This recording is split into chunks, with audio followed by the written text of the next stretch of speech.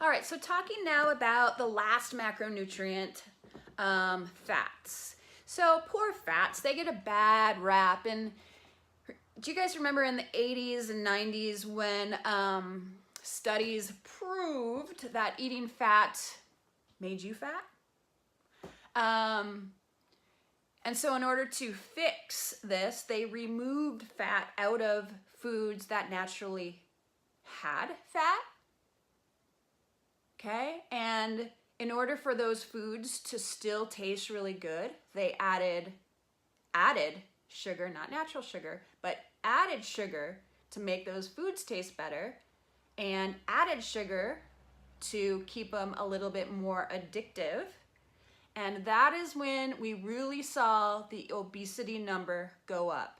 When foods are processed, when foods higher in fat are processed to be lower in fat or to remove all the fat, that is when those calories go up, the addictive nature to that food goes up, and the added sugars go up in that food. That's when the real danger occurred. So, do fats make you fat? No, it's the processed foods, the excess calories that makes you gain weight. So, fat.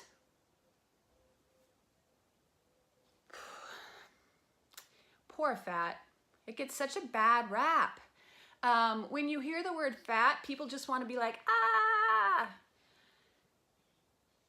Fat is essential. Remember, carbohydrates you can survive without. Proteins you cannot. Fats you cannot survive without fats in your diet. Here is why you need fat.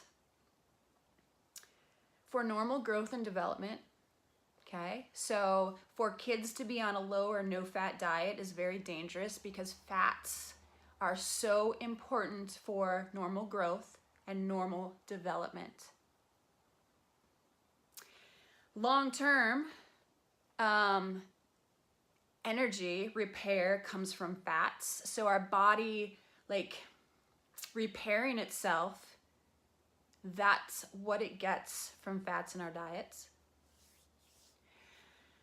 Fat is so vital, so crucial for hormone regulation and production and for hormone balance, especially for women. Women, if your diets are low in fat, you run the risk of your hormones being all crazy and over the place, okay? And we all know what happens when that happens, okay? So, fats are super important, ladies. Good, healthy fats. Fat adds greater satisfaction. So when you sit down to dinner and you have low or no fat meal, don't be surprised if 30 minutes later you're eating again, okay? Fat is really important for just keeping us satisfied. And fat also improves mood, energy level, and libido, okay? So fats are important for just our quality of life, our happiness, our mood, and they are essential for survival. So there are 3 types of fats: saturated, unsaturated, and trans fats. Trans fats are the ones that can increase your risk of heart disease, diabetes, cancers, and many other diseases. These should be avoided entirely. Trans fats should be avoided. These fats are usually found in processed foods. There's that word again, processed, comes in a box, okay? Trans fats are also found in fried foods. And any food that uses the term partially hydrogenated vegetable oil, okay? So, fats. Fats are good for you. We need fats. We need fats for survival, but stay away from trans fats that are found highly in processed foods, okay? So saturated fats. Saturated fats, if we consume an excess of saturated fats, it can be linked to heart disease.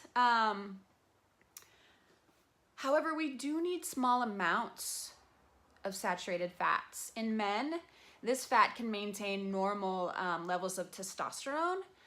In women, this fat helps with menstrual regulation. So saturated fats in small amounts are needed for us to just function properly.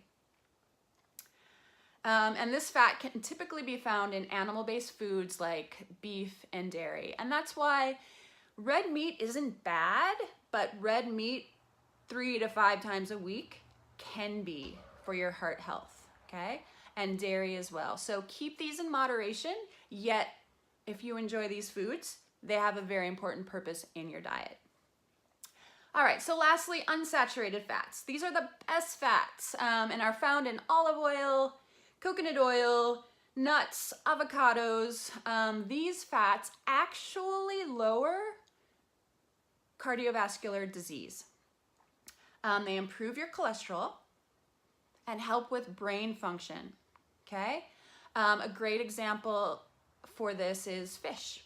So unsaturated fats, these are the best fats for us. Fats are so important. They're vital for our survival, but there are good fats and there are bad fats. So know what sort of fat you're getting from the foods that you eat so that you can kind of keep these at a moderation for saturated and trans fats, and keep your higher level of fat intake, your unsaturated fats in your nuts and oils and avocados. But remember this, fats have higher calorie count than proteins and carbohydrates. That's why fats have actually gotten the bad rap, is because you eat the same amount in grams of carbohydrates and fats.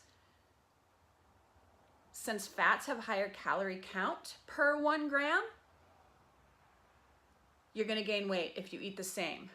Okay, I don't know if that made sense, but just know that fats have a higher calorie value per gram than carbs and proteins. And that's why fats are kind of saying, if you eat fats, you're gonna get fat, because people eat too many calories of fat, just because they're higher in caloric number. All right, so to wrap up fats regulate hormones and brain function. Carbohydrates, energy. Proteins, feed muscle. Fats regulate hormones and brain function. Okay, so there you go. Carbohydrates, fats, and proteins, the reasons why they're so important and where to find them. All right, so how the heck do I find my calorie total, my macros? Where do I even start? Where do I go with this? So I could get into in-depth how to set your numbers and find your numbers, but instead I'm just gonna say, email me at fitnessandsportevolution@gmail.com and I'll help you find your numbers for free. So this is just something I want to say, here you go. If you took the time to hang out with me. So shoot me an email. I'll help find you your numbers and get you started with your calorie total, your proteins, fats, and carbohydrates. So email me, fitnessandsportevolution@gmail.com. All right, lastly, you guys, it's all about how do I track my calories and my macros.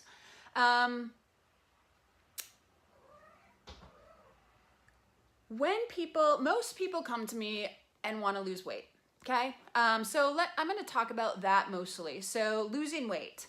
How do you track your numbers for the goal of losing weight? First and foremost, do not use the scale to measure success. Remember, the scale is a dirty, rotten liar, okay? You can gain or lose 3 to 5 pounds in a day. If you way more on one day compared to another. There are so many factors for this. It could be eating later than usual at night. It could be eating a little bit more carbohydrates the day prior than you normally do. It could be overhydration, underhydration. It could be you're sore from your workout the day before, lack of sleep, hormones. So many things make your weight fluctuate up or down 3 to 5 pounds in a day. So stay away from the scale. It's a dirty, rotten liar. Focus more on consistency and tracking your numbers and the average of your weight in a month. All right, so when you track for your goal of losing weight, a lot of people do use the scale, okay? They weigh themselves. The scale, I personally weigh myself daily, but if the number bothered me, I wouldn't, okay? I just jump on it. I'm like, I'm up 4 pounds more than yesterday. Oh, well. I weigh myself again the next day and I'm like down 2 more pounds. So it fluctuates so much that mentally it doesn't really, I don't really care. I just get on it, log it, and then go on with my day. So the number doesn't bother me. If the number on the scale bothers you, don't weigh yourself. Here are some other ways to track your progress. Progress photos. I like to take photos of the front, the back, and the right and the left side. The more skin showing, the better, and more accurately you'll be able to see results. So progress photos, how your clothes are fitting, measurements, and body fat. Body fat is a little less accurate than progress photos, how your clothes are fitting, and measurements. Just because the most accurate way to calculate your body fat is, sorry to say this, but if you were a cadaver and they, took out all your body fat, whatever. So what I'm saying is body fat isn't accurate. All right, so here's how to track your measurement or your macros.